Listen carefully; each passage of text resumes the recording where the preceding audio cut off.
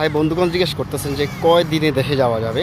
Normally আপনার হাতে মেয়াদযুক্ত passport থাকলে যে আপনি ইমিগ্রেশনে একদিনে ফিঙ্গারপ্রিন্ট দিবেন, ওই দিন রাত্রে বা পরের দিন দেশে যেতে পারবেন, কোনো বাধ্যকতা নেই।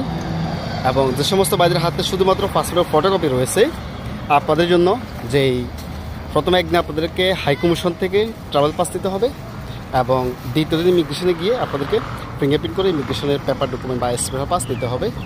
আর ওই দিন রাত্রে আপনারা অ্যাপ্লাই করতে পারবেন বা পরের দিন অ্যাপ্লাই করতে পারবেন। তো সেক্ষেত্রে কী দাঁড়িয়েছে এখানে, যে যাদের হাতে মেয়াদযুক্ত পাসপোর্ট রয়েছে তাদের জন্য ইমিগ্রেশনে একদিন, পরের দিন অ্যাপ্লাই করবেন বা রাত্রে অ্যাপ্লাই করবেন।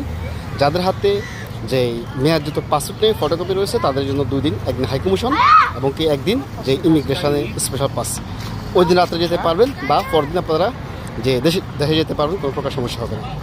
আর এই বিষয়ে আরও তথ্য আসতেছে আপডেট, চোখ রাখুন প্রবাস টিভিতে। ধন্যবাদ। আসসালামু আলাইকুম রহমতুল্লাহ।